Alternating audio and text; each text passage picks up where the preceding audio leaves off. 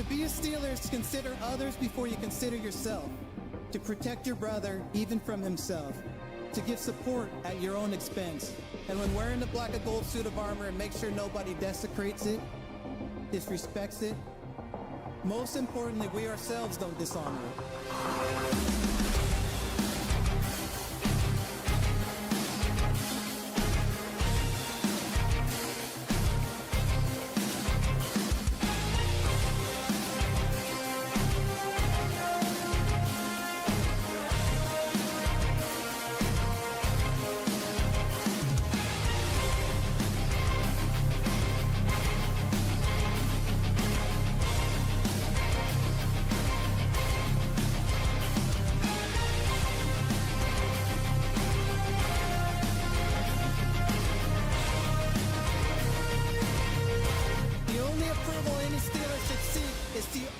Approval from previous legends who have donned the black and gold.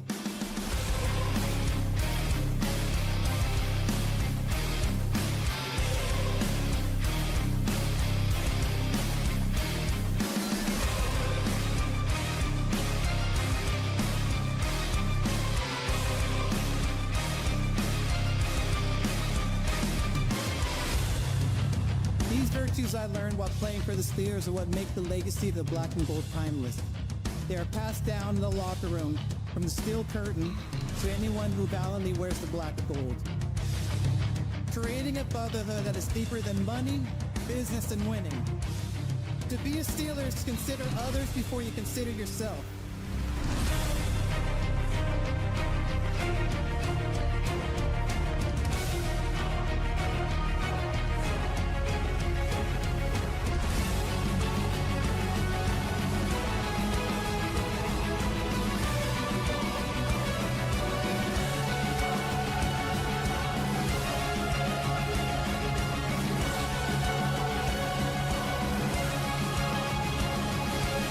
This is our culture, Steeler culture.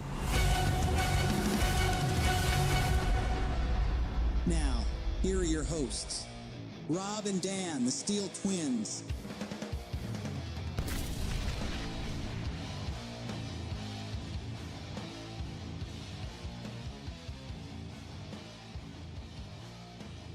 Steeler Nation, how are you guys doing on this fine Thursday night? Thank you guys so very much for joining us on yet another edition of the Steeler Culture Podcast, where we break down Pittsburgh Steelers football as we are here to preview the Week 14 matchup. The AFC North football, we got the Baltimore Ravens hosting the Pittsburgh Steelers, and the Pittsburgh Steelers right now are not in a good spot. They are on a 2-game losing streak, as the Ravens as well have lost. They lost to the Bengals in bad fashion at that on Thanksgiving night, giving up 5 turnovers. So, you know, that the Ravens are going to be looking to bounce back, and I can only sure as hell hope that the Steelers feel the same. But this is AFC North football, battle for first place in the AFC North. And quite honestly, looking back at it, it shouldn't be the case right now had the Steelers just conducted business properly. But here we are with both teams sitting at 6-6. How did we get here? Rob, how did we get here? How? Well, we were 4-1 after beating the Browns, week 6 after our bye week. Correct, because we had a very early Week 5 bye. We beat the Browns. And then we had a very commanding hold of the division. And then the last 7 games, we went 2-5, while the Ravens, after their bye week, which when they were at their bye week, they were sitting at 1-5, they went on to win 5 straight up until they lost to the Bengals. And now here we both are. They have won 5 of their last 6, while the Steelers have lost 5 of their last 7. Yes, the Steelers are 2-5. Both of these teams are 6-6. It's crazy that 7 weeks ago, it looked like the Steelers had this division completely in their hands. And in typical Steelers fashion, it's in your hands. All you got to do, Mendenhall, don't fumble the ball. Don't fumble the ball. Tuck that ball. But you fumble the ball. It's like Mendenhall. It's like Toussaint. It's like Dante Moncrief trying to catch a football. It's just not going to happen. It's like Brucey trying to take care of a snap in the longest yard. Just not going to happen, folks. Shouldn't eat that popcorn. And now we're sitting, both the Steelers and Ravens are sitting at 6-6, and this is not only their first battle of the entire season, because they got one more at the very end of the regular season. This is battle for first place in the AFC North, and I do have a great sense that whoever walks out of M&T Bank Stadium on Sunday, whoever walks out with a victory, is most likely going to win the division at the end of the season. They'll take first place, and as long as they don't choke it up again for both teams, because they have a narc of doing that, they will, in my opinion, win the AFC North division. I just don't think the Bengals are going to completely win out and legitimately make a complete comeback like they tried last year. Yeah, it's a very low probability. So they've done it before, but I don't know about taking the division. Could I see them maybe stretching over the Steelers for second place? Yes, I could. But taking the entire division, I don't know, man. It's at the same time, it's not out of the realm of possibility because the Steelers completely have given it up. And the Ravens, they seem to be they're trying to give it back. No. As a matter of fact, you take it. Well, if you also looked at their schedule, they got the Steelers, then they got the Bengals again, then they got the Patriots, then the Packers, then the Steelers again. They had a nice the Ravens, bro, after their bye week, they had a good little stretch where they're like, okay, you know what? We got the Dolphins, we got the Vikings, we got the Browns, we got the Jets. No wonder y'all won 5 straight. Now it comes into the tough territory, the tough period of their schedule. And I can say the same thing for our Pittsburgh Steelers. Mm-hmm. Because it don't get easier for us. It don't. And it starts, or it doesn't start. It continues this Sunday, M&T Bank Stadium, AFC North football. And I'm going to say probably the third time in my entire fandom as a Pittsburgh Steelers fan. Third time straight, as a matter of fact. Is it really third time straight? Third time. And third time in Baltimore, right? I don't know. I wasn't trying to go that far. I'm just saying third time in general. That's just me. Ravens. That's just me guessing. Oh, I don't know. I'm just saying third time in general as a Steelers fan. I'm not amused by a Steelers Ravens game. Well, I know the first time, or the time before this was the playoff game. What was the other time? Was it the second matchup before the playoff game last year? I was probably something to do with 2023 most likely. Oh, was it? Or something along the lines. Because that was my speculation. All I remember is we got blown out the week prior, and I thought to myself, I don't care about this game. It's Steelers versus Ravens, and I couldn't be enthused by this whatsoever. And that was, I don't know how many years ago. I can't give you a specific year, but I can definitely tell you that I'm feeling the same way again this year, heading into this game. Now that you mention it, it might have been the first Ravens game when it was, what was it, after the Texans game in 2023, and then we hosted the Ravens the week after, to which the Steelers pulled off the win there with Kenny Pickett throwing a deep ball to George Pickens. The most Steelers thing ever to do. After JPJ got his first career interception? Yes, you're right. That was week 5 of 2023. It makes sense now, yeah. Yes, and the Steelers, you're right. They pulled a rabbit out of their hat, and they won the game. The most Steelers thing to do, the most Mike Tomlin thing to do is they've lost 2 straight. They have had 2 bad losses to the Bears and the Bills. Now they face the Ravens. The division's on the line. First place is on the line. Playoff scenarios are really starting to get very important at this stage of the NFL season. This would be the type of game that the Steelers somehow walk away with a victory. If you know, you know. Well, they did it with the Colts. I'll give the Steelers that, because after dreadful losses to one of them was the Packers. What was the game? It was the Bengals. That's right. It was the Bengals Thursday night football game. Then it was the Packers. Yep. It didn't look bright for the Steelers, and then they hosted the Colts and then somehow pulled off the upset victory. So it's not out the realm of possibility for the Steelers to do so, but I feel like this Steelers team is in a much worse state. I'll put it this way. I think this game's going to be closer than most expect. I know some are already going into this game fearing it's going to be a massacre. It's going to be just like the playoff game. And listen, it very well might be. I'm not rolling it out. But based off of how the Steelers go into games like this in previous years, they just tend to find a way to keep it closer than what you would probably expect, that most people are probably expecting. Which, frankly, considering that we couldn't stop the run at all last week versus the Buffalo Bills, we allowed a unbelievably historic defensive record of allowing the most rushing yards in Heinz Field history to the opponent, by the way. Without 3 of their starting offensive linemen, by the way. Without 3 of their starting offensive linemen. And we didn't have Derek Carman in that game, and we're not going to have Derek Carman in this game neither. No. And I don't know about you guys. It seems to me every time Derek Carman is hurt and he's not playing is when our rushing defense really takes a significant hit. It started at the beginning of the season. Yeah, It happened last week. He missed the first 2 games of the season, and our rush defense was not good. Let Breece Hall run all over us, and Kenneth Walker, you saw what he did in the Seahawks game. And then, of course, the Bills just last week. As a matter of fact, the 3 games that Harmon's been out, the rush defense has allowed 548 yards on 119 attempts. Oh, my God. Which is a 4.6 yards per carry average and 5 touchdowns. And we're looking at the Ravens right now, who just lost to the Bengals in primetime Thanksgiving action. And in bad fashion at that. And the last time these two teams met was back in January earlier this year for the playoff game where the Ravens gained amazed 299 exact rushing yards. Yes. Considering what we allowed last week and with Derek Harmon out, listen, man. Or just what Derrick Henry in the past 2 meetings has done to the Steelers defense. They might go for another 200. Derrick Henry might go for another 150 plus. I wouldn't be shocked at all. Well, the last 2 times Derrick Henry has faced the Steelers, he has combined for 348 rushing yards and 2 touchdowns. In the last 2 games? Yes. Wow. And both games versus the Ravens happened to be in Baltimore. And the Steelers lost in very, very bad fashion. Yeah. And now they have to travel to Baltimore looking as depleted as they do right now. So the Steelers, they have a tendency, Mike Tomlin leading the charge as a head coach, they have a tendency of pulling a rabbit out of their hat and pulling off the upset, but I can't even believe that statement.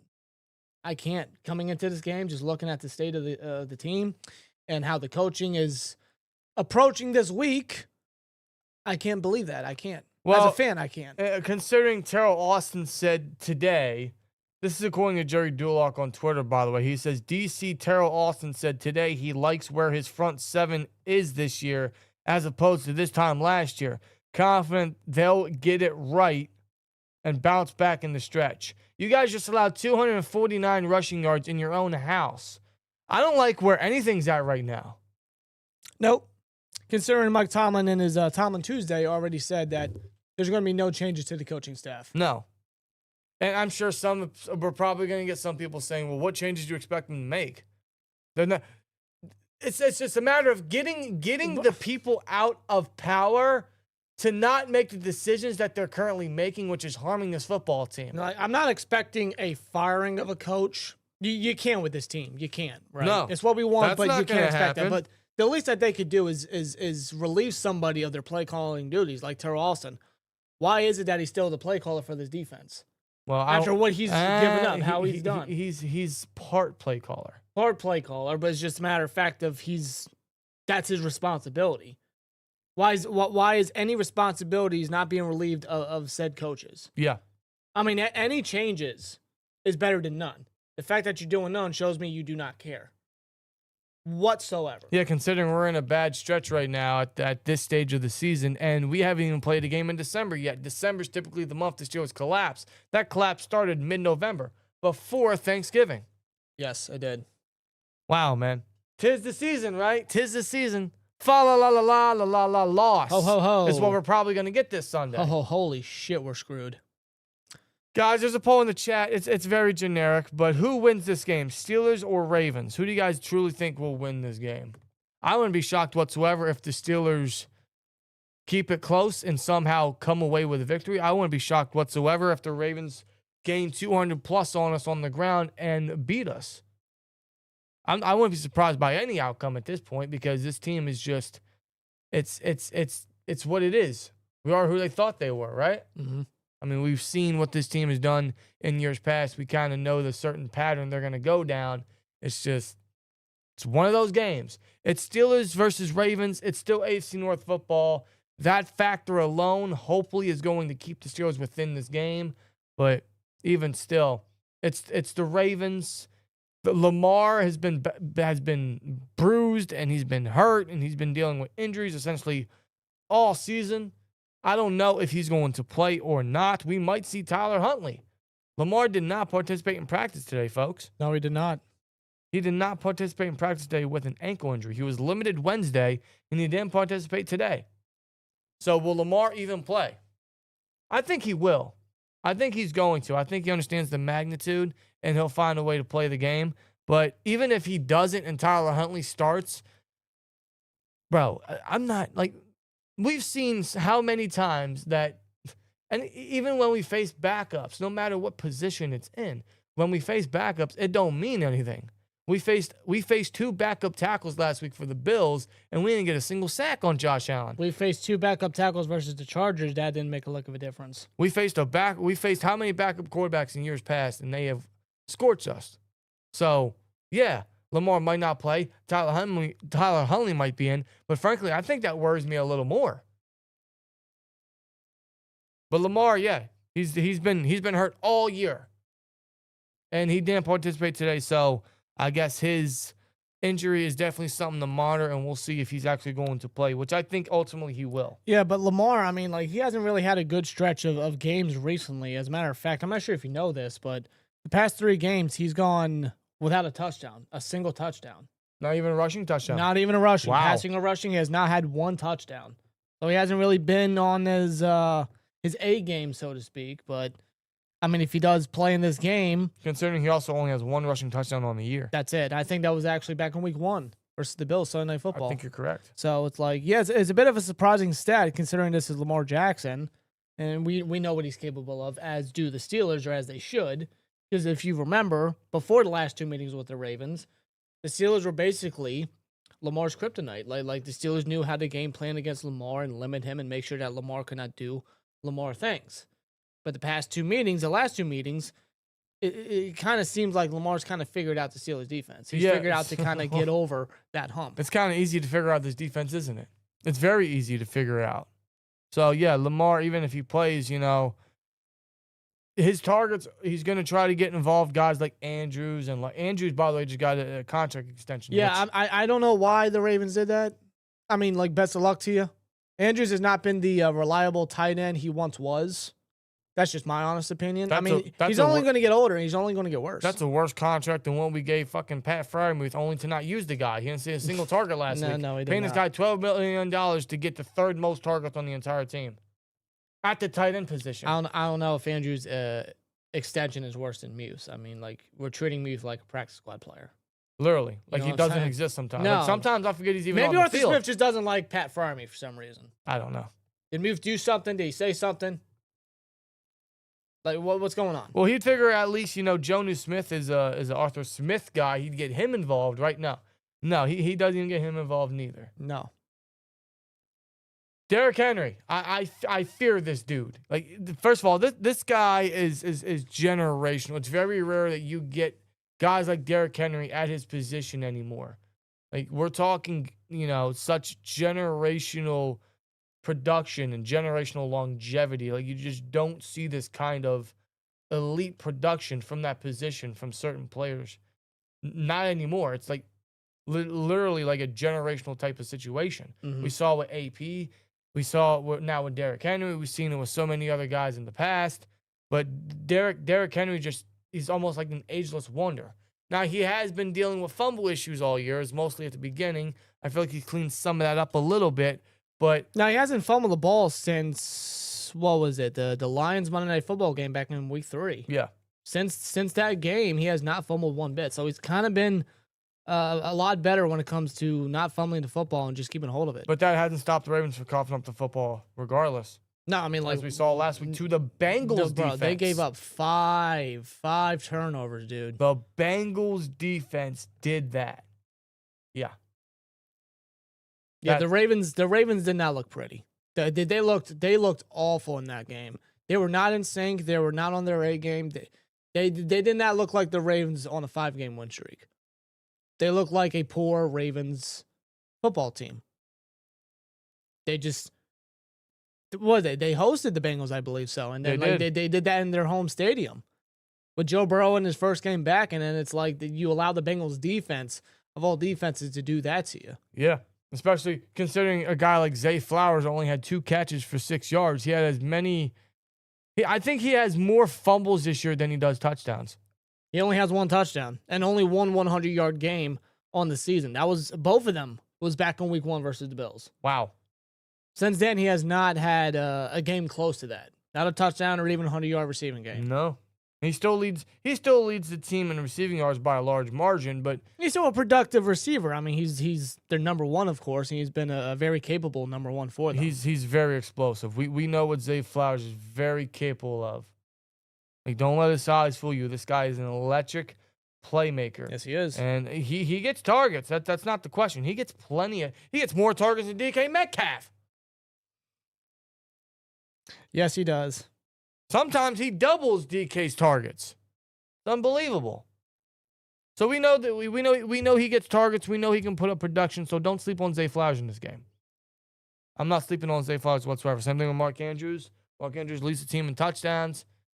You know, they like to get some of their other receivers involved. Bateman, one of their former first-rounders, I think they gave him a contract extension after a decent year last year. Yeah, but Bateman hasn't even had half of that this year. No, he hasn't. I know they brought in DeAndre Hopkins, and he doesn't even have 300 yards on the season. Wow. Yeah, like it's literally just Zay Flowers and Mark Andrews, and maybe even throw in Isaiah Likely in there as another Here target. and there. His best game was last week, yards-wise. Yeah, they don't get Likely involved as much as they probably should, considering Likely is a very good football player. Yeah. And, I mean, like, we know what he can do versus the Steelers. I mean, who can remember when he ended Cameron Sutton's career in a wild card? Yeah, I haven't seen or heard from Cam Sutton since. Is the guy even alive anymore? I don't know. I don't know. Maybe it's for the best. I mean, Sutton was just awful. Billy Maher with a $4.99. Appreciate you. Says, have you ever been more embarrassed to be a Steelers fan than you were on Sunday? I want James Harrison as our next coach. LOL. Gotta be better than this. I want James Harrison in the locker room as an advisor, as a motivator, or a speaker, or absolutely as a coach, as an assistant coach, as just something, right? I'm not asking him to be the next defensive coordinator, but like as an assistant coach or something, any way to get him in the locker room, please do, because he gets it. He gets it. I mean, of course he gets it. He gets it. He's one of the greatest Steelers players of all time. Yeah. And Dick LeBeau, what he did to get Harrison to where he is, a future Hall of Famer at that, and then, working under and learning under PZ and guys like that, like that's, he embodied the Steeler way. Yes, he did. Because of the teachers he had under him. And then that's what good players, good leaders, and good coaches do to you. They give you what you need so that you can excel and be the best player you can be. And that's what Harrison said. HT2148 says, watch Mike Tomlin go for Joe Flacco. I think that man is scared of Joe Flacco, which gives you every reason why he would want to go after him. It's like, oh, I don't want to face him. Let's put him on our side. So you're saying that Joe Flacco is going to be the Pittsburgh Steelers quarterback for 2026? I'm saying he's going to complete the entire AFC North cycle, Robert.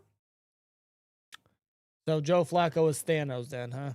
Yes, he is going to get that final Infinity Stone. That final AFC North Infinity Stone. He just has to, don't it? Please don't do that.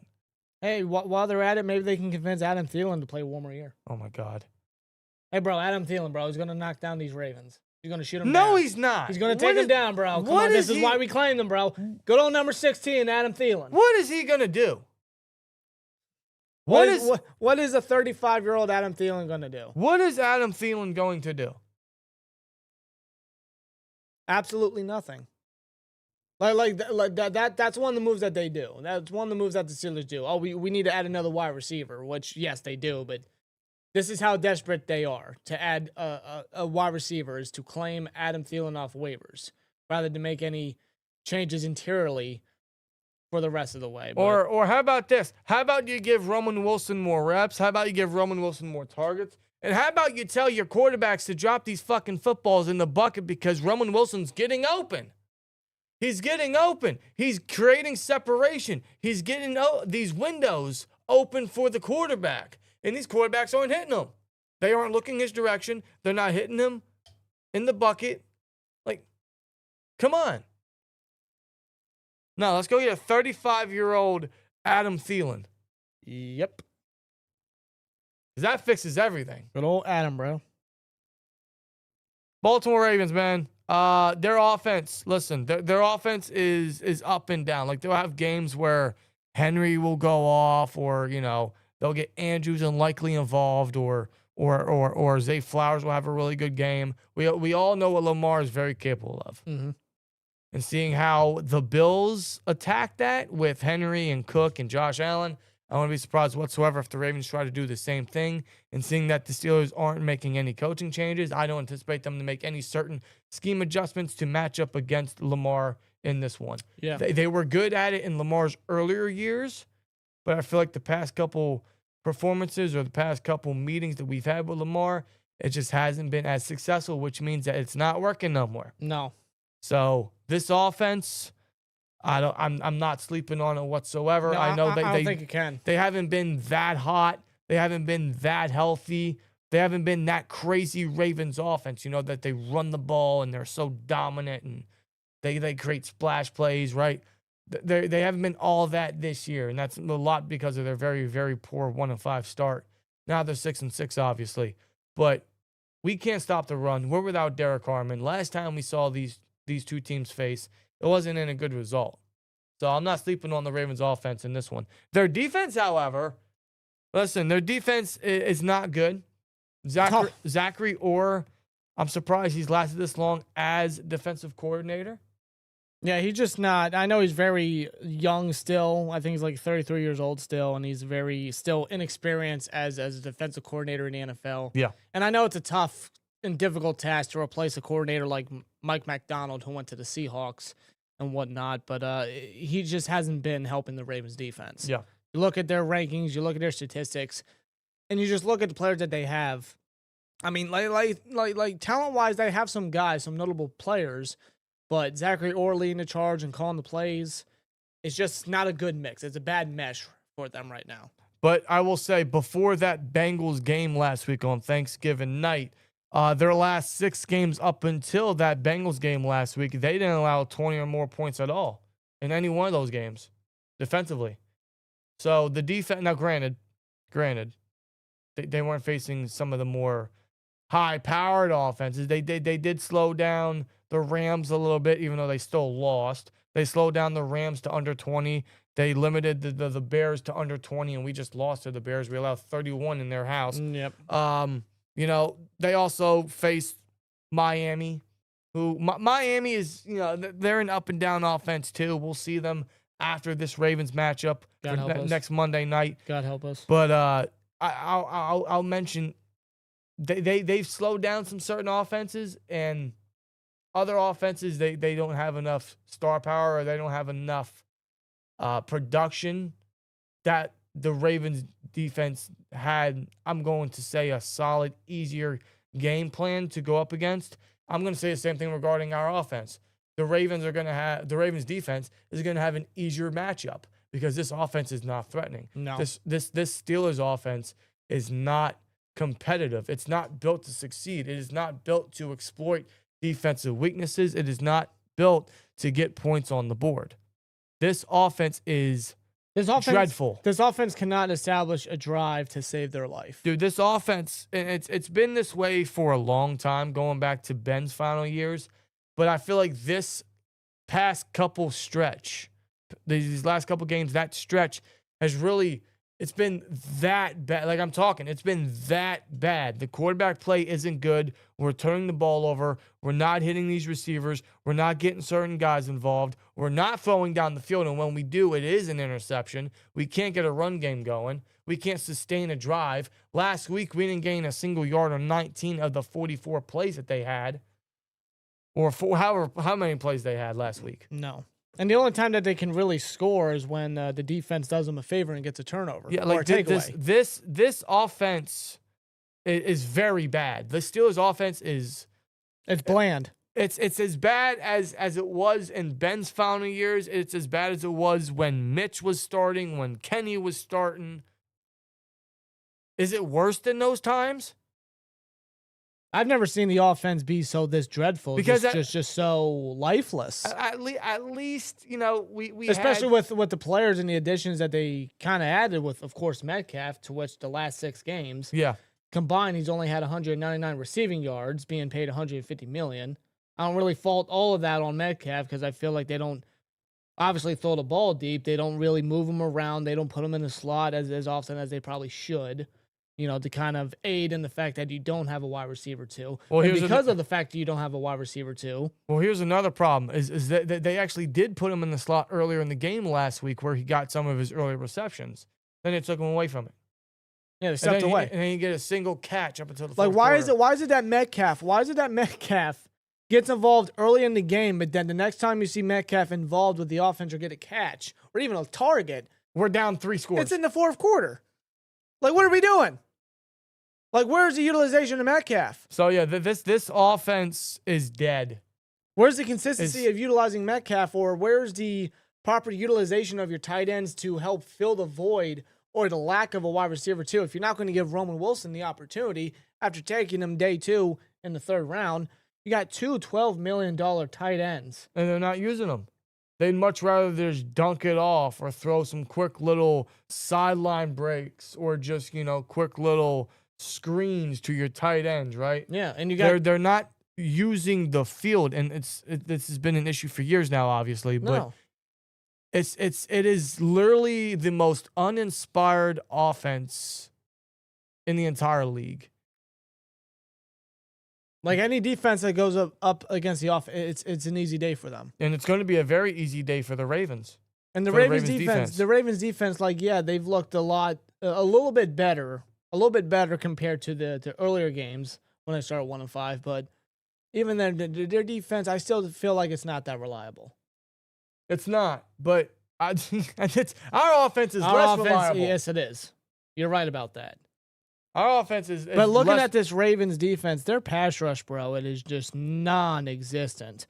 They only have 19 sacks on the season. Yeah, which is very, very low for the Ravens. Have you seen who their pass rushers are? Well, it's Calvin Noy, it's Mike Green. They got to blitz Kyle Hamilton as much as they can. And I honestly feel like, he's not coming away with as much as you would want him to. It's not the greatest pass rush in the world right now. No, but a lot of their front 7 is very old players. Mm-hmm. Now I know we're old because we just keep adding old players and whatnot. It's like the pot calling the kettle black. I understand that, but the Ravens defense is very old. They have a lot of old guys, especially on that front 7. Calvin Noy's 34 years old. You got Brent Urban, who's 34 years old. You got John Jenkins, who's 36 years old. They got a lot of old guys, especially on that front 7. I think that's the problem, is that they're so old in the defensive line or the pass rush department that it kind of takes away from how young their secondary is. Now, yeah, they still got some veterans in Marlon Humphrey and Chidobe Awuzie had a good game last week versus the Bengals. Mm-hmm. But you got cornerstones like Nate Wiggins in his second year, Kyle Hamilton, who's one of the best safeties in the entire league and absolutely a complete game changer and a game wrecker. Mm-hmm. Obviously, Roquan Smith in the middle of that defense, wearing the green dot. So they still got cornerstones. It's just, they are pretty up there in age around the defensive line position. Travis Jones is another young one that's going to be a cornerstone for them for sure. Yeah. But it's just, I think they look at a guy like Mike Green, who they completely stole in the second round, by the way.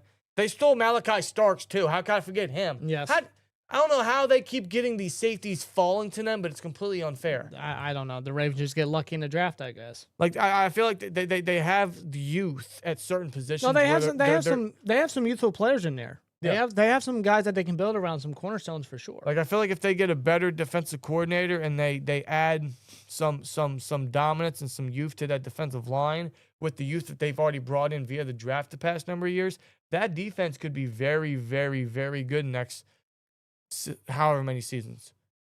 But right now, it's not dependable. But I'm telling you right now, that doesn't matter for Sunday. It doesn't. They have nothing to worry about. It doesn't matter because the Steelers offense went up against the Bears, who had 5 starters out, literally no freaking starting linebackers. Well, the Bills were depleted too. And the Steelers did not attack it. They didn't attack the weak links. They didn't try to consistently run the football. They constantly let their quarterbacks throw the ball, but it was just all sideline shots, dinks and ducks, the same old usual stuff. No deep passes, but if they throw a deep pass, it's either incomplete or an interception. Yeah. Steelers have not completed a deep pass of 20 air yards or more in over a month. Yes. As a matter of fact, I had to do some research. The last time they completed a 20 or 20 plus air yard pass was the Roman Wilson 45-yard catch versus the Packers Sunday Night Football. That was the opening play, wasn't it? The opening drive. That was the opening drive. That was the last time a completion like that was made by the Steelers offense. Since then, no completions, 0 for 13, and 3 interceptions. The game plan's very simple when it comes to the Steelers defense or the Steelers offense. The Ravens defense they're gonna stack the box, they're gonna clog the middle, they're gonna stop the run, and they're gonna force Aaron Rodgers, 42 now, happy belated birthday to Aaron Rodgers. Good old 42. To throw it with a fractured wrist. He's old, he's tired, He's beat up. Exhausted, he's injured. They're going to have him throw the ball, and the way this offense is schemed and programmed, they don't throw the ball down the field. They don't throw the ball barely even 10 yards down the field, 5 yards down the field. No, they're too scared. They're too conservative. Everything is just check downs to your running backs, mostly Gainwell. You know, quick little dump offs to DK, quick little dump offs to whatever tight end they want to get involved, the flavor of the week at that position. I am not inspired by this offense. I have zero faith that they're going to step up in this game. Frankly, it's going to have to come down to Chris Boswell and our defense to make a play or two.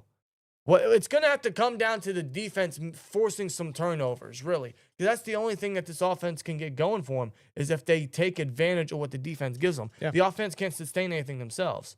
So it's going to really have to rely on the defense to make a turnover or two and force the Ravens to cough up the ball like they did a lot last week and they've been doing essentially all year. And then for the offense to either finish the drive, get points off turnovers, which is very rare, or Boswell to save the day. That's not successful. That's not going to win you anything. That's the only hope for the Steelers this Sunday. But, bro, that just sounds like another run-of-the-mill Steelers game. Yep. That also sounds a lot like AFC North football at the same time. Let's be honest. That sounds like Ravens Steelers football, doesn't it? Maybe not as physical, but it sounds like one of those highly defensive, low-scoring games. Which defense can turn the ball over the most? Which offense can score first off of those turnovers? It depends. It depends because, the Steelers, they have a case of not being able to protect the ball either. They don't. No. And, well, most of that's Mason. Most of that was Mason.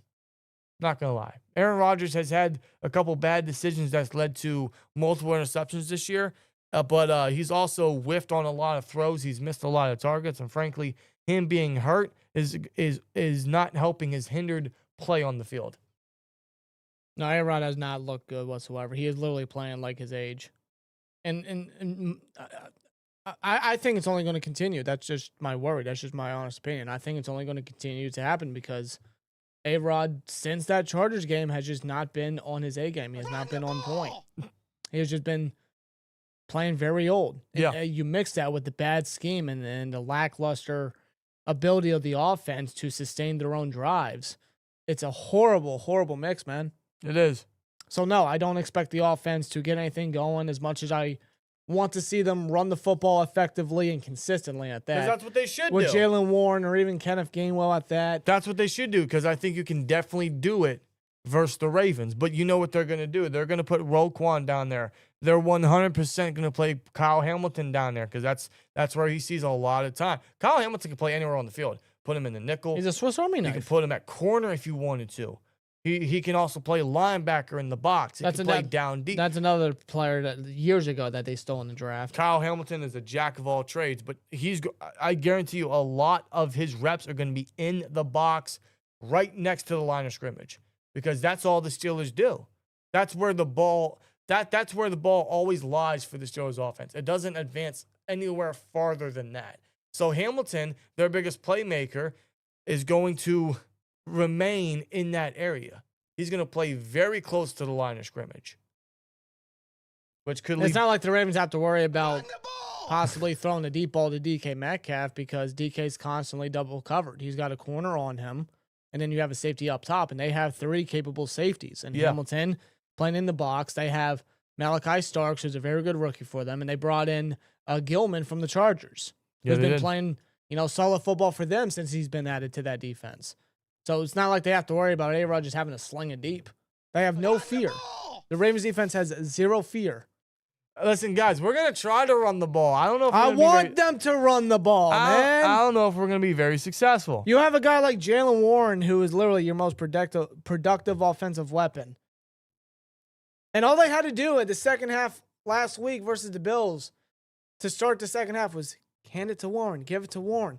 Mike Tomlin said himself, we're not running the football very efficiently or effectively, whatever it was. The fact of the matter is they weren't running the football, but then again, they had an A-Rod who's hurt, throw it 13 times in the first half, while Warren only carried the ball 7 times. Right. And the first thing that they do to open the second half versus the Bills, play action. A-Rod gets sacked, loses the ball, scooped up by Benford, touchdown, Bills. Yep. And then they don't recover whatsoever.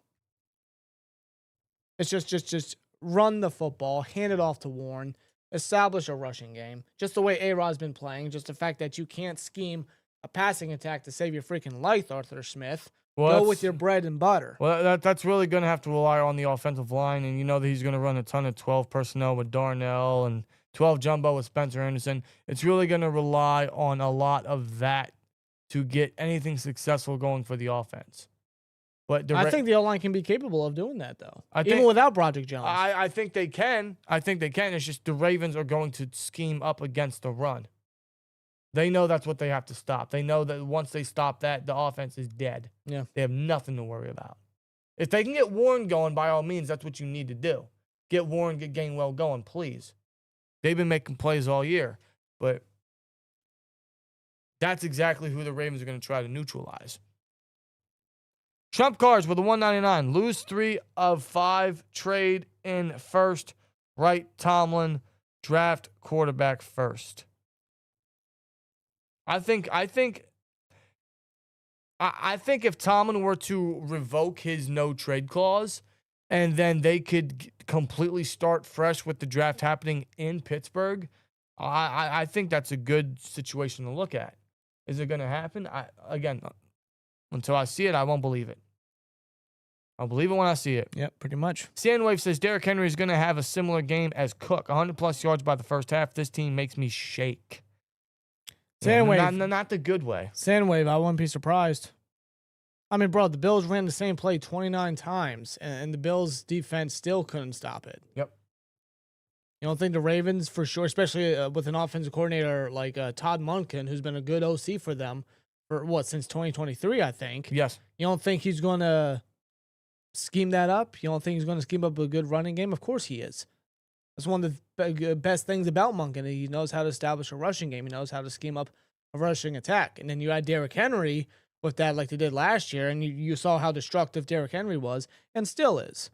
And just the way that the Steelers' defense is and their ability to stop the run, which everything they did in the offseason defensive-wise was to stop the run because of what the Ravens did the past 2 meetings, especially in that wild card. Yeah, literally. And now you're facing the Ravens again, and everything you did in the offseason, it comes to this point. But you haven't been able to stop the run for the majority of your games this season, most recently versus James Cook and the Bills. Now you're going up against Derrick Henry and still in a very efficient rushing attack in the Ravens because I think they're top 5 in rushing offense. Mm-hmm. Now it comes down to it. Now I know they won't have Derek Harmon, but Jesus Christ, like one man does not make a rushing defense. I'm sorry. One player does not. A rookie at that. And Harmon's a very good rookie.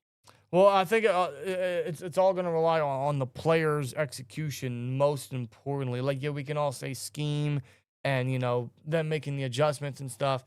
It all also comes down to player execution. If Watt is going to completely overcommit on that inside zone run every single time, that spot on the right side is going to be wide open. If the corners crunch down on that inside zone, that right side is going to be wide open. And the second they fear that right side, they leave that middle completely open. So it really comes down to these players of actually, knowing where their eyes need to be and judging properly, judging the play where they can actually stop the run, where they can actually fill the gaps, where they can actually communicate, where they can put guys in the right spots. It's going to come down to the players' execution, most importantly, for this game when it comes to stopping the run. Everything they've done this offseason is all about this game, and what we saw the last time these two fought was to stop what we saw back in January. Mm-hmm. And if we get the same or something similar, what a complete fail. To me, it already is. It already is, but I mean, like, if the Ravens duplicate what they did back in January in that wild card game, then I don't know how that doesn't warrant something to be done from within the organization. It depends who's all watching. It really depends who's all really paying attention. But this is AFC North football. This is Steelers Ravens. Both teams are coming off bad losses right now, more so the Steelers, in my honest opinion. Yeah. But nonetheless, like, it's a matchup that I'm sure many people are going to want to tune into. DJ Doomey with a 5. Why would any team want Tomlin? Same standard again and again. Any quarterback would be set up to fail, and if we started Howard, he'd be set up for failure. He would. As much as I would like to see Will Howard get maybe some bit of playing time towards the end of the season, I just don't think it's going to happen. 2, you're putting Howard in a rough spot because, let's be honest, bro, as much as I want to see Will Howard see some play, like, let's say the season, at the end of the season, we just, I don't know, for example, lose out, or we're out of playoff contention, and then at the end of the season, maybe the next time we face the Ravens after this one, let's say we're already out of playoff contention, season's over, we're playing for pride at this point. If it comes to that, in my opinion, play Howard.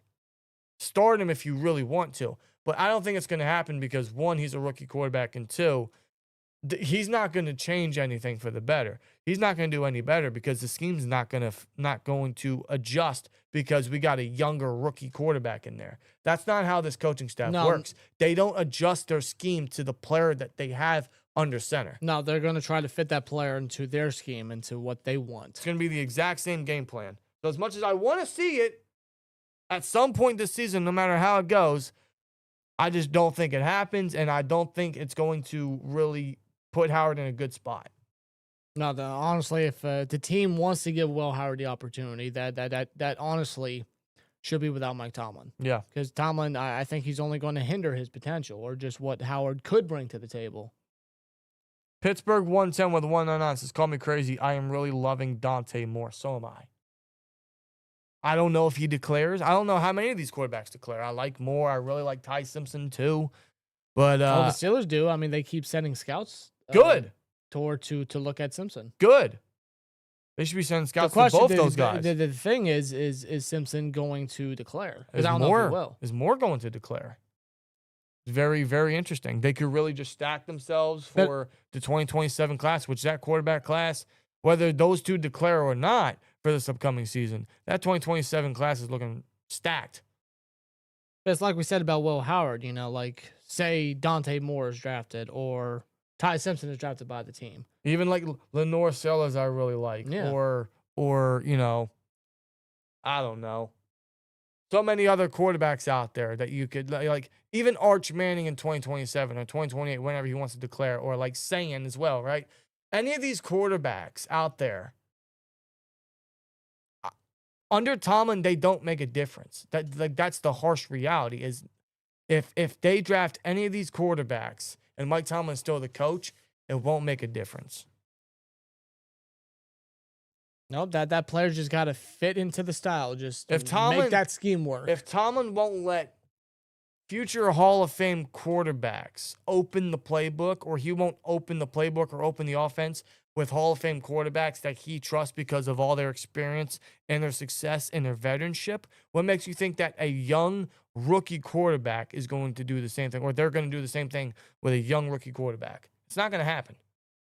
So I do like Dante Moore. I do like Ty Simpson. Oh yeah, they got Mendoza's nice. They got good talent, good potential, high ceilings. But there's going to be a lot of good quarterbacks coming out the next couple of years. But as long as Tomlin's the coach, I fear for the Steelers drafting one, because I'm thinking, oh no, Kenny Pickett all over again. Those quarterbacks are going to be a lot better than Kenny Pickett coming out of college. But is the result going to be this? Is the result going to be different? I don't think so. No, I can't trust it. I can't trust the coaching. That's my fear. The Steelers and Omar Khan would be the dumbest set of people if they were to draft a quarterback with Mike Tomlin still at head coach. Plus, Mike Tomlin has a ton of say in the draft picks as well. He has a ton of say in the way the roster is constructed. Just look if you remember the report about Aaron Rodgers when he finally signed with the Steelers, Schefter said, this was solely Mike Tomlin. Mike Tomlin wanted this. Mike Tomlin. So yes, I'm not surprised. Mike Tomlin has a lot of say in how this roster is finalized, who he brings in.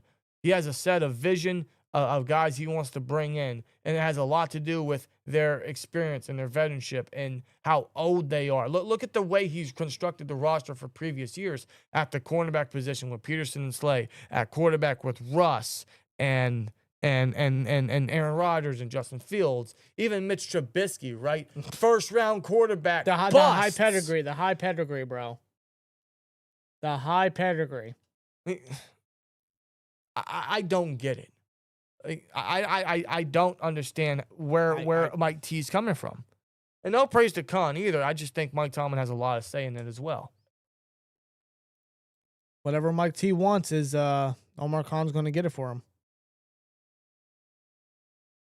Just not a good mix. Trump cards with a 199. We sick this season, tired of Tomlin like you guys. We're all tired of Tomlin. The fans at Heinz Field, man, they finally let their frustrations out. Yeah. They said enough is enough. Did we get caught up on the Super Chats? I think we got caught up on the Super Chats. I think that was the last one. Yeah, I believe so. Yeah, so far, yeah. I think we got caught up on the Super Chats. Thank you guys for the Super Chats. Thank you guys for tuning in for tonight. For Thursday Night Football just ended. The Cowboys just lost to the Lions. I fear of the time we're going to have to play the Lions. Yeah, the Steelers stand absolutely no chance. No chance in hell. You got no chance. We're getting blown out. We're going to get screwed. Whatever the Lions spread is, take it. I'm telling you, 3 weeks in advance. They got to be 14-point favorites. They have to be, right? Well, depending on what happens. I think no matter what. I'm going to get a new poll in the chat for you. Bro, the Lions scored 44 points. Yeah. Like, they're not messing around. Like, they played pissed off after losing Thanksgiving Day, Thanksgiving afternoon, whatever. They didn't play good versus the Packers. So they wanted to retaliate, and that they did. And plus, like, they're still vying for a playoff spot, the Lions are. And we played the Lions, after that Dolphins game. Yes. So, like, within that stretch, the Lions, they're still pushing for a playoff berth. So they're going to be on their A game. There's a poll in the chat. How many rushing yards does Derrick Henry get? 80, 90, 100, or a lot? I'm going to say a lot. Like, minimum, he's going to get 80. I'm pretty certain. Well, he's nearing 1,000 yards. I think he will get that. I think he will, too. He needs 69 yards. Derrick Henry needs 69 yards, guys. Nice. You know what that means. Oh, boy. Coming from a Ravens fan, we don't like you guys, and you're our most hated team by far. Ha, ha, ha, ha, says Brian Richard, 5539. I don't like yins either. Now, you're not my most hated team in the division. You're not my most hated team in the entire league. I'll tell you that right now. You're my second most hated, but you're not my most hated. My most hated will forever be the Bengals. Yeah, number one's the Bengals. At least with the Ravens, I have a certain level of respect for you guys, bro. Because, like, Steelers-Ravens rivalry, bro, it peaked. It peaked in the 2000s and the 2010s. It did. Like, it was not – you'll never see a rivalry as physical, as demanding, as competitive. As must-see. As heated. Like – as back and forth. Dude, it was just the level of games we would get. And just the star power, bro. The Pro Bowlers, the Defensive Player of the Year. The Hall of Fame caliber talent in those games, dude. Like, that was prime stuff. Now, the rivalry's still good. It's never going to reach that level again. It's just a different league now. But the rivalry's still good, and it's still very competitive. Like, I can't say that the Steelers and Ravens – at any certain stretch, like I'm talking a long stretch where one team completely lopsided the other in victories for a long time. It's not like the Steelers and Browns when Ben was around, and that was a complete fucking, it was just lopsided like hell. Steelers Ravens, it's never going to get there. It's never going to get there. I just don't think it'll ever get to that stage. That's how tough and competitive the rivalry is. So that's why I give you guys a level of respect. The Bengals, I just hate. I don't like a lot of their fans. I don't like how they excuse what Jamar Chase did or all the dirty stuff that Burfict has done. I don't like how the players act or how disrespectful they are on the field and how they just have a certain attitude to them. It's a deep-rooted hatred going back to TJ Houshmandzadeh, going back to Vontaze Burfict and Pac-Man Adam Jones. That's why I don't like the Ravens. That's why I hate the Bengals. And now more. I guess you can throw Jamar Chase up in there, considering the attitude he brought on the field. He spit on Jalen Ramsey and then tried to lie about it in front of the media. Though he was literally caught in 4K. All respect thrown out. All respect thrown out for Jamar Chase. Phenomenal football player. One of the best receivers in the league. Oh, no, there's no denying that. But there's no denying all that. respect thrown out. And yeah, he gave an apology letter. I apologize to the Steelers organization, but he didn't apologize to a certain individual. I didn't see a certain person's name on that apology letter. I'm going to be real. I didn't read it. Even if I did read it, I probably wouldn't believe it. Bengals, we'll see you next year. Billy Maher with a 199. Hey, guys, don't worry. We signed Adam Thielen. I know, man. Yes. We're saved. We're saved. Everything's going to be okay. We'll be all right. I hope Marlon Humphrey is shaking in his boots. Or his cleats at that. That's the right term. Shaking his cleats. He's going to have to deal with 35-year-old Adam Thielen, bro. Oh, my God. Ravens aren't going anywhere this year either. I hate to break it to Ratbird fans in the chat, says Mark. No, you're not wrong, Mark. In fact, this is the battle of the mid. Both of these teams suck. No, both these defenses are undependable. Both offenses, well, the Ravens' offense is infinitely better than ours, but they're not as electric as they used to be. But the coaching is very stale. The head coach specifically is very stale. These two teams are very mid. Like, this is a battle of who wants to give up the division more. That's what this is. That's what this game's all about. It's not who wants to win the division. Who wants to give it up more? Because I swear to God, dude, it's like these two teams just have a knack of collapsing. Can't get it done. Can't pull it off. Like who? Like, no, you have it. I don't want it. You have it. You have it.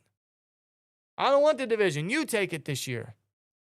Like they're playing hot potato with the thing. They can't decide if they want it or not. The AFC North this year is hot potato.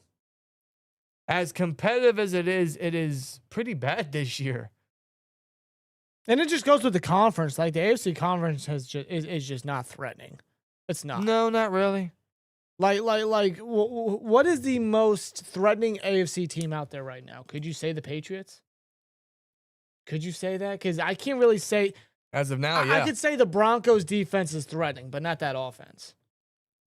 That defense for the Broncos can carry them, but how far, I don't know. Well, it's carried them before, historically. Historically, sure. I don't know if they can do it again, but that defense of the Broncos is good. Yeah. But outside of, like, maybe those two teams, like, is there any other team? The Colts aren't as legitimate. They've lost 2 straight. Who else is up there? I mean, I know the Texans are kind of climbing their way, but their offense is still kind of iffy a little bit. Like, who's threatening in the AFC? The Chiefs aren't threatening. No, they're not. The Ravens aren't threatening. The Steelers for sure are not threatening. Who else is up there? The Jags? They ain't threatening. Well, I wouldn't say anyone on the NFC side is really that threatening either. The Rams, maybe. The Rams are critical. The Rams are critical. I know they lost surprisingly to the Panthers, but nonetheless, the Rams are still pretty threatening. That's a praise to the Panthers. They're having one of their best years. Well, they're 7-6. Years. They got a big win before their bye week. Like, props to the Panthers. They're 7-6. They got a young team at that. You know, they're growing here and there week by week. Yeah. But no, the Rams, I would say that they're a very threatening NFC team. The Panthers have a better record than us. Why'd you guys say that? They have a better future outlook than us. Why'd you guys say that? You know what? Good for the Panthers. They've been through some shit. Shout out to Bryce Young. Shout out to Ted McMillan, by the way. Ted McMillan's having a great rookie year. Yeah, I'm happy for that for fantasy reasons. PDG90 says, if I could erase one NFL team from history, it would be the Cowboys. Hate them. I hear you. Believe us, we have family that are Cowboys fans. I would, if I could erase one, it would be the Browns. Like, what do they do? Like, historically, what have they done? Jim Brown. Like, that's the extent of their franchise. You're talking 50s and 60s, dude. But I'm saying NFL history. Like, that's the extent. Like, what But that's what I mean. Done? Like, we're talking like over 50, 60 years ago, dude. 70. My God. Yeah. My God. Yeah, dude, it's not 2000 no more. It's 2025. Oh, We're going to be in God. 2026 soon. Oh, God. I keep thinking I'm in the 2005 world. I wish. I wish. Oy. It's crazy, right? Bring back the old days, bro. Would you guys be okay with the Steelers going 6-11 if it meant they will get 2 first-round picks and a higher IQ coaching staff? Yes. Absolutely. Yes. I have my doubts that if we lose out, that it's going to lead to the firing of Tomlin. And I don't fault you for that. But let's say there is a legitimate chance that that's possible. I'm taking that chance. Yes. Yes. Absolutely. Mm-hmm. I'll take an extra first-round pick. Yeah. I'll take a chance on a coach. Why not? We're not going anywhere with Tomlin. Take the risk. Just rip the Band-Aid off. Tyrone Keaton in the chat says Flacco picked off by Troy Polamalu, pick 6, one of the greatest plays in this entire rivalry's history. Yes. Yes, sir. It's the play that sealed me as a Pittsburgh Steelers fan. Yes, sir. Because of Troy. Good old 43, man. Incredible moment. Yeah, 57% of the folks say that Derrick Henry is going to get a lot of rushing yards. That's my fear, too. Yeah. I don't feel confident about this game. I don't feel confident about the rest of the season in general. I didn't feel confident about the season going into this season, but now seeing what we've endured, to no shock to any of us here tonight. But it only gets worse. Every year it just gets more exposed and it gets more and more worse. Cham City Charlie, did I say that right? We came from 1-5 to 6-6 out the mud. Yeah, out the mud, but you're still not going anywhere this year. I mean, neither are we, but I think that really speaks a lot on the AFC North division. Ravens aren't the same team anymore. It's a winnable game if you guys come to play. Yeah, if they come to play. Exactly. Phantom, I agree. If they come to play. Yes. I think any game versus the Ravens is winnable for the Steelers. That doesn't matter how depleted they are. Doesn't matter who they have at quarterback. This is Steelers-Ravens football. I'm hoping for a competitive game just based off of the rivalry aspect and the history of it. But the fear is that Derrick Henry's going to go for 100-something plus. The Ravens are going to get 200-something plus on the ground. That's my fear. I'm hoping that the Steelers, by some weird freaking voodoo magic, that they're going to keep this game close and maybe come out with a victory. But again, if they win, what does it do? Just a statistic. That's it. It just hides everything. It disguises everything. At least the Ravens have won a couple of playoff games here and there more recently. Not sure if I'd prefer that. LOL, says Dark Soul. Dark Souls, enjoy your times. Score predictions? Okay. Oi. Oh God. 16 to 9. Ravens. Really? Take the under. I'm telling you, take the under. I'm not great with score predictions, like, but I guess that's the fun of it, right? Just predict. 26 to 20. Whoa. Yeah. I think Derrick Henry goes off. Let me tell you that. And this is with or without Lamar, just in general. 26 to 10. Ravens. Okay. What fan base do you guys get the most hate from? Good question. Still go. That is a good question. Probably the Bengals. Yeah. Probably the Bengals. Yeah. I love every minute of it. I wouldn't want to face Houston if they make the playoffs. Me neither, Andy. Me neither. I don't want to face anyone in the playoffs, dude. Well, like we know the result. That's the unfortunate reality is we just know the result. So is it really worth making the playoffs? All right, chat. Do you guys want to make the playoffs? Generally, yes or no? Do you want to make the playoffs? And if you do, why? Please give me a valid reason that maybe, you know what, I can think to myself, you got a point there. I dare y'all to tell me one. I don't think anyone can find one. How many touchdowns does Adam Thielen have this Sunday? 0. I don't think he has a touchdown on the year. What's his stat? He might line? have a catch for 5 yards. And it's going to come in the third quarter with 6 minutes left. Browns and Jets. So you're saying he gets garbage time? No, that's Roman Wilson's job. Yeah, why do you think they brought in Adam Thielen? Bro, Adam Thielen has 8 catches, 69 yards on the season. Nice. All right. Jeez. Let me see. How do you guys feel about potentially making the playoffs? Hey, SteelTwins, I hope you don't mean all Bengals fans because I am big fans of yours. Haha. But anyways, I understand. Haha. Nothing personal, dude. But no. I'm just talking about like the Bengals fans that hit up our mentions in Twitter, Instagram, YouTube. Those like people like you that watch. Yeah, not all, man. Not all. I ain't got no beef with y'all. I ain't got no beef. Not with you guys personally. Like if we can, sit down, have a conversation, talk, respectful football, then we cool. By all means, yeah. That's what it's all about. Like, there's nothing wrong with us having different opinions, sitting down and having a politeful conversation. Like adults. Like actual true football fans at that. But, when it gets to a point where you're being either, one, disrespectful, two, defending the disrespect of your players, that's when it's like, or just downright being a troll. Yeah. Like, all right, man. Like, chill out a little bit. Mike Tomlin is 20-18 against John Harbaugh.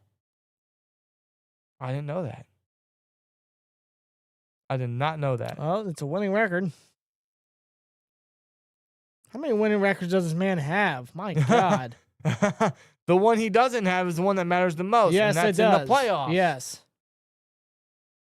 24-10 Ravens don't trust defense nor offense to make that much of an impact, says Killers Kavarj. Did I say that right? Did I say that right? KVARJ. Kavarj? Kavarj. I think the J silent. It might be. I don't know. We can't pronounce names. I'm not the man. best with grammar. No. Okay, so we got some different opinions saying no, we don't want to make playoffs. No, yes, always. I want smoke with Houston. They beat us in the regular season. I don't want that smoke again. No. No, thank you. Bro, this offense against that Texans defense. Oh, God. Oh, my God. Call an ambulance, bro. Get it on standby. Get a fire truck at that, too. I had to put out the fire. Oh, God. We don't have a chance unless we are in the playoffs, obviously. Technically, digital, you are correct. Technically, yes. But recently, like, you get where I'm coming from. Just recently, it's not. There's not really a chance. Like, we might last a quarter, and then that's the amount of hope we have in regards to the playoffs. Nathan says, hell no, 1 and done with Mike Tomlin.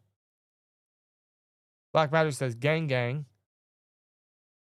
Adam Jacob Smith says, absolutely no playoffs because it would be an abomination and lead to another 10 years of hell. An absolute anomaly and lead to another 10 years of hell. Yeah. Again, they would just be stuck in purgatory again. Just a winning record, a playoff loss right out the gate, and then having, the 20th, 21st overall pick like every single year. Right.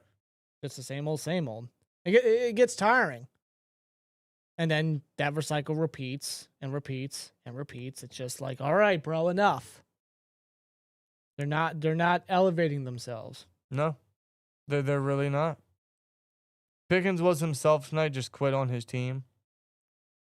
Yeah, I saw Pickens wasn't doing much today. Well, it's just a thing that you just gotta accept with Pickens sometimes. Is that he has an incredibly enormous ceiling as a wide receiver, But if your team's getting blown out and you guys are losing by a certain amount, he's just going to completely give out. Yeah, Pickens only had 5 catches for 37 yards. Wow. As a matter of fact, Wow, really? Yeah, Ryan Flournoy, number 19 for the Cowboys. He actually had the lone receiving touchdown for the Cowboys in this game after CD went down. Wow. Yeah. Yeah, just not Pickens day to day. So, like, what's the future with when Baj retires? Is we getting another kicker like him ever again? In all of Pitt, dude, I don't want to think of that. Like, bro, he can stay. Boswell can kick till he's 42. Bro, stay. Don't leave. Matt Prater's still kicking. How old is he? He's got to be 40, 41. Boswell, stay. Stay as long as you'd like. I'm not ready to move on. Matt Prater, who's still kicking for the Bills. Matt Prater's 41 years old. Yeah, Boswell can kick till he's 41. I might legitimately cry when Boswell leaves. And Chris Boswell, how old is Chris Boswell? 34. We got another 7 years. All right, we're saved. We're good. We're good. We're good. We're good, bro. Give him a contract extension and just keep going. He should be next in line, by the way. Give him that extension, bro. He deserves it. Like, I would love the Steelers to clean house, but there's certain guys you want to keep for that rebuild. I know the Steelers don't rebuild, but they really need to. There's certain guys you keep around. Boswell's one of them. Yes. Warren's one of them. Herbig is one of them. Washington, Harmon, JPJ. Let me think. Elliott for sure. They extended him. Peyton Wilson. Keanu Benton. Y.A. Black. Essentially all the guys you drafted the last number of years. Pretty much. The entire offensive line outside of Sayamalo. So pretty much get rid of all the old fucks. That's what they should do. Swear jar. That's what they need to do. Tyrone says he's been here since our first year. Man, Tyrone, thank you. You're an OG, my boy. OG, brother. Thank you. You're an OG. Man, that was what, 2016? Correct. My God, man. The 2016, loyalty, bro. yeah. Appreciate it, brother. That's awesome. Pop quiz. Could you guys are as not huge baseball people, could you name everyone in the Pirates division? No. No. I'm not even gonna try. No. I am not that knowledgeable in baseball. First of all, I don't even know the divisions. I don't. Do I have to search it up? He said without looking. Well, I'm gonna look. I don't care. I don't care. I don't care. Hold on. Can I guess one team before I look? Go for it. The Rangers. No, wait, no, I'm sorry, that's the Penguins. See, that's where my knowledge is so at. I meant the Orioles. The National League Central, the NL Central. You got the Pirates. You have the Milwaukee Brewers. Wrong. You got the Chicago Cubs. That's as far as my baseball You got the goes. Cincinnati Reds, and you got the St. Louis Cardinals. So there you go. I said the Orioles. That was my guess up until I looked. The Oilers are not in What there. about TJ? Trade him. We never should have given him that contract. TJ Watt, he just turned 31 2 months ago. He's past his prime. We never should have given him that extension. He's not winning anything here. It was just a waste of money. $41 million, bro. I'd trade TJ. We're gonna have to suffer a lot of dead cap because of it, but I'd absolutely trade TJ. He's not gonna win anything here. Like, it's cool he's a Steeler for life, I suppose. I mean, he always will be a Steeler, no doubt about it. Give him a realistic shot to win a championship elsewhere. Now, if he goes elsewhere and has another DPOY type season, I'm really gonna be pissed off. Yeah. Will that ever happen? I don't know. Truthfully, I think Watt's going to want to retire a Steeler because he signed that contract, and I'm sure he intends on playing it out. And when it's over, he's going to retire. He's going to increase his already crazy record of most Steelers sacks in Steelers history, as he's the only guy with triple digits. But what's he got to show for it? He's got one DPOY award. He should have won an extra 2, but not a single playoff victory. Not one. That sucks. Yeah, I think the Steelers could still get a first rounder for TJ. I think there would be a team very, very hungry enough for a championship to trade a first for TJ. Like if TJ is that last piece for a team going all in, yeah. Yeah. No, I believe that, yeah. And yeah, let's say that team does go all in and that pick is a very late first. Well, then you can use that to jump pile and then use that pick to trade up. Or let's say that team that's going all in has 2 first-round picks. Maybe they got another one from a team that they traded with that's in a lower selection or higher selection. Give us that one. I'd take it. I'd take that in a heartbeat, actually, because, again, Watt's not winning anything, unfortunately. That sucks, man. It really sucks because, I look at it from a history aspect. Is you look at all the defensive player of the years for the Steelers and Steelers history. Joe Green, Jack Lambert, Rod Woodson, Troy Polamalu, James Harrison. What they all got in common? Well, Rod Woodson didn't win a championship with us, but what they all got in common?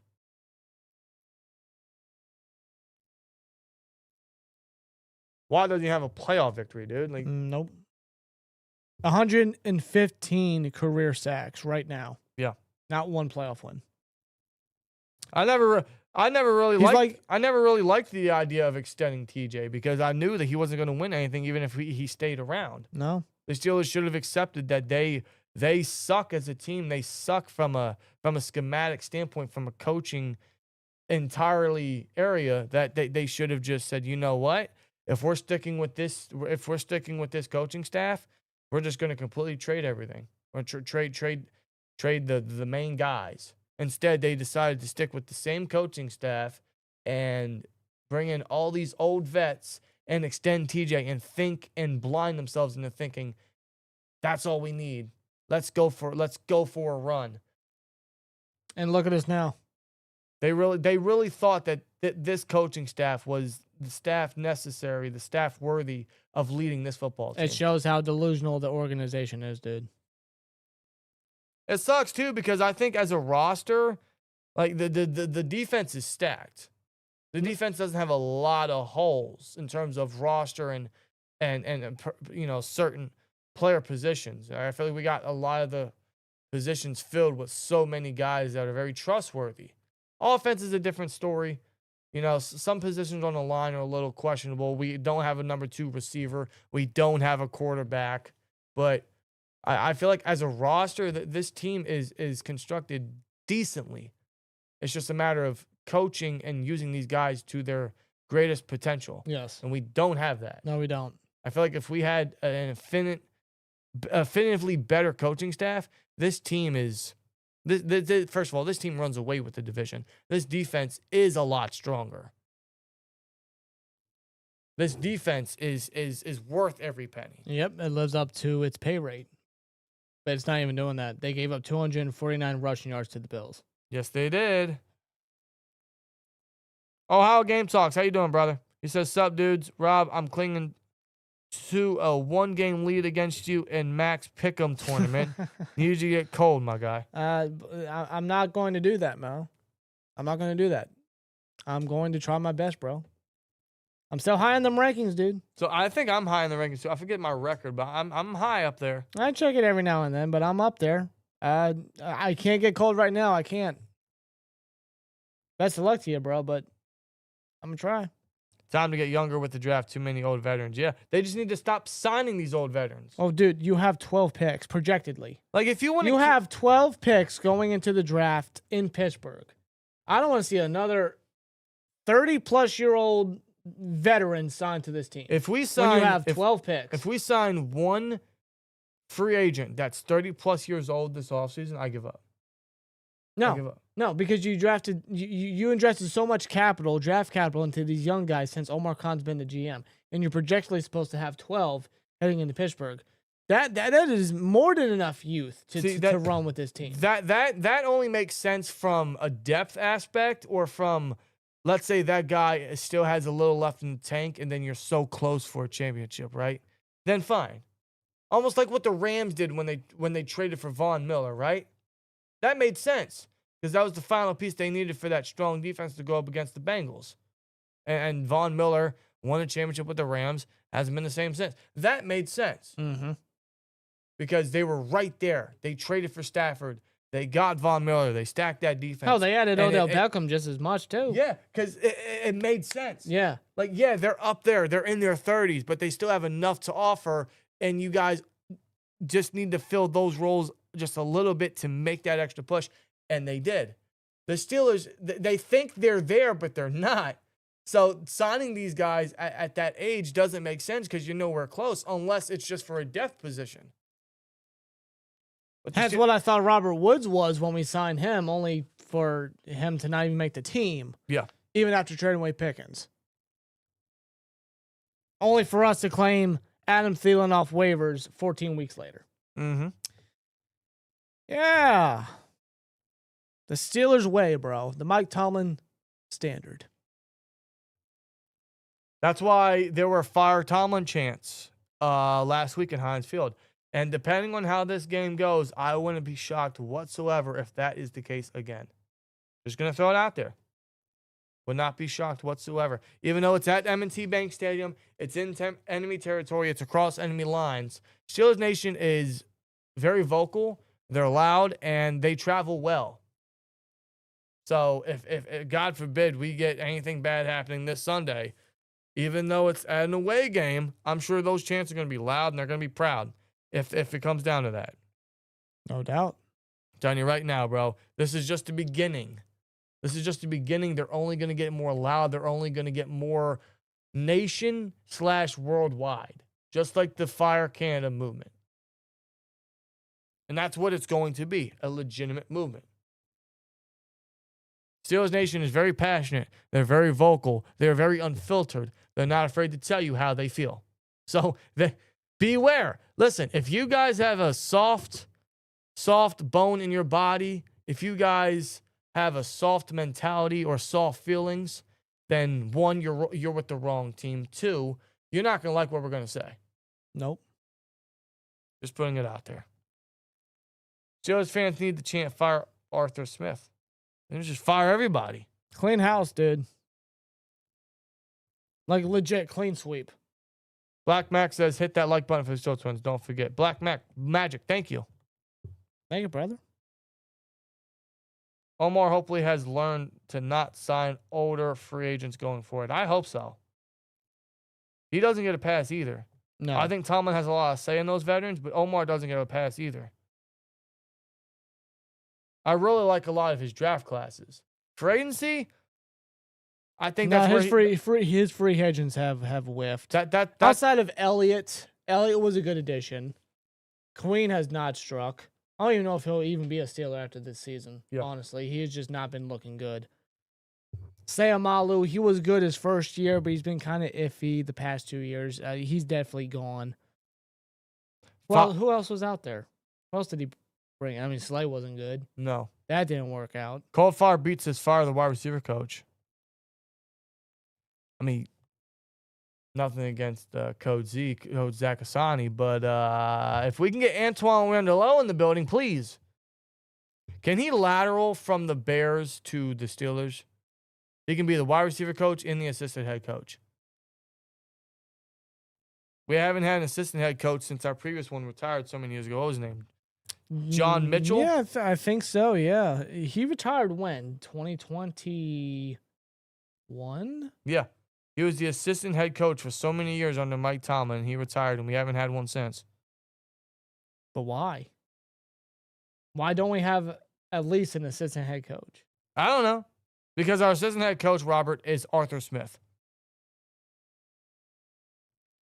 So you're saying he could get promoted to assistant head coach while having OC? No, he's not going to get promoted. He's not going to get an extra role. I'm just saying. I hope not. Yes, that's the backup. Let's say the That's Steelers the back. Listen. Let's say the Steelers fire Mike Tomlin before the end of the season. Who's the interim guy? It has to be Arthur Smith. I suppose. Because he's not the assistant, though. He's interim. He's not the assistant. So, Not really. unofficially. not really. Unofficially. It's not his job description. He's the OC. Unofficially. I to finish off the year, I suppose. I guess. Yes, Browns do have a more recent playoff win. Indeed, they do. Yes, Browns fans have tasted playoff victory recently.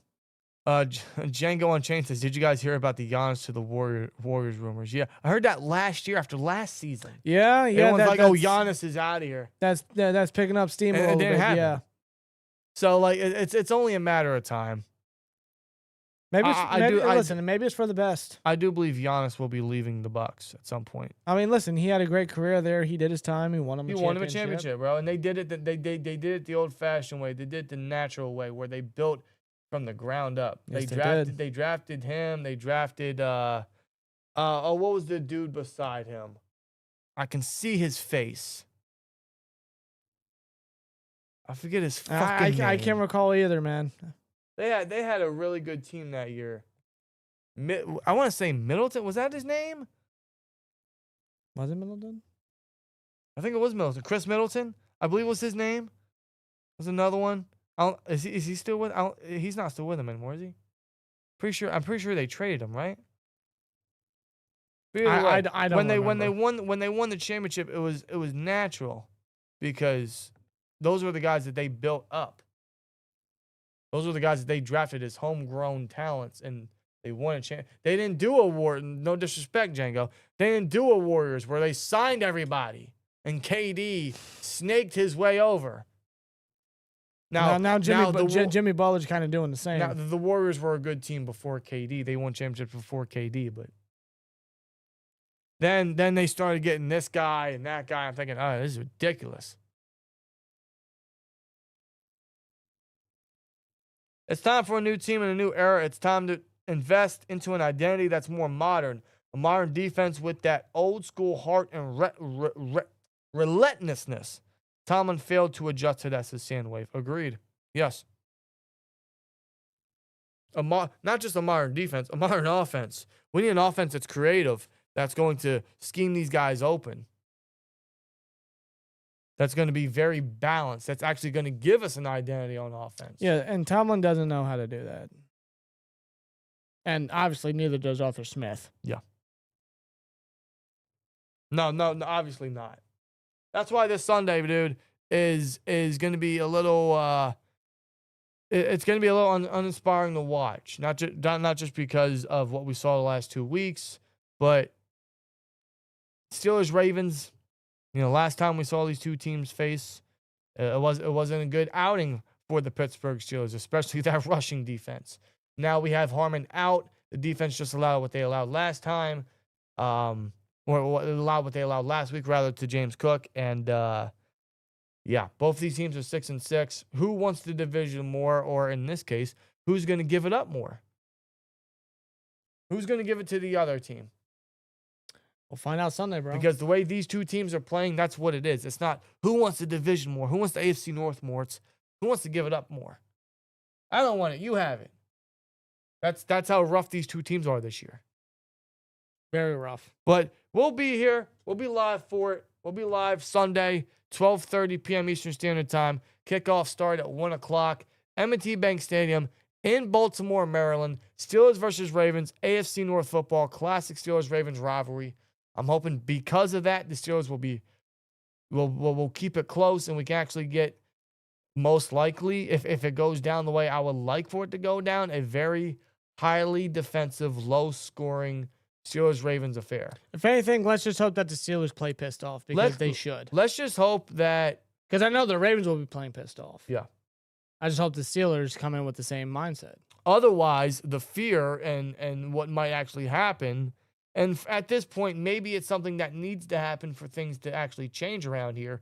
It could be another massacre. It could be another blowout. It could be another situation where the Ravens are going to run for 150, 200 plus on us because we can't stop the run.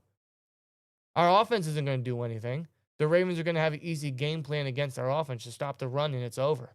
Our defense, dude, we need a turnover or two and Boz to save the day. Otherwise, if none of that happens, game over. Pack the season up. Pack the division up. It'll be interesting to see how it goes down, man. It will be. We'll be here for another edition of Stressful Steelers Football. Just even thinking about it, I'm already mentally preparing. Oh, man, you know me. I'm getting ready. I'm getting ready to endure stressful Steelers football. Yes. That's Django, all we can do. Django, I do remember when life was amazing as a Steelers fan. Yeah, I do. The good old days. It wasn't. It was roughly 10 years ago. 10, 11, 12 years ago. And then it really started going downward for me as a fan in 2020 because that's when I really realized, okay, this is just the same shit over and over and over. Why should I expect anything greater? And that's just kind of the trend that's been going forward. So that's how I'm going into this game as well. Run the ball! Oh, God, I hope so. Adam Jacob Schmidt with a 5. The Rooney Rule is a bigger problem than what our culture allows us to understand. It boxes us in, it boxes in us to a very slightly amount of good black coaches, Aval. I'll give you that, yeah. Score prediction? What'd I say? You said 16 to 9. I said what, 26 to 10? 16 to 9. 26 to 10. Really? We'll see what happens. Listen, man. We'll see. With that being said, man, we're going to get on out here, enjoy the rest of our night. You guys go get some sleep. You guys enjoy the rest of your week. Tomorrow is Friday, so for a lot of us, the end of the work week, and for some of us, maybe the beginning of a very long, relaxing weekend until Sunday at 1 o'clock when the Steelers play. But we'll see. Let's just enjoy ourselves until we get there. Yeah, let's just take it one day at a time, one thing at a time, and we'll get there when we get there. Yes, sir. So you guys enjoy the rest of your night. You guys enjoy the rest of your week. You guys have a great weekend, and we'll see you on Sunday for more Stressful Steelers Football. We'll be live. It's gonna be something. Yes, man. The debut of Adam Thielen as a Pittsburgh Steelers. Oh man, I can't wait, bro. My I am God, itching bro. with excitement. Adam Thielen, bro. Future Steeler legend, bro, Yes. in the making. I was gonna say future Hall of Famer. I don't know if he'll get there, but No. Vikings Hall of Famer, sure. a legend, bro. So at the end of the day, here we go, Steelers. We'll see y'all Sunday, and we're getting on out of here. And to finish off, fire Tomlin. And as always, like, comment, subscribe, and we'll see you later. Peace! That might be how I end every live stream now. I don't know. I told you, we're going to keep this thing going. It's going to be a movement. That might be the new outro before the peace. How about like, comment, subscribe, and fire Tomlin? Peace. You got something. You know what? I'm cooking. I'm cooking. He's cooking, folks.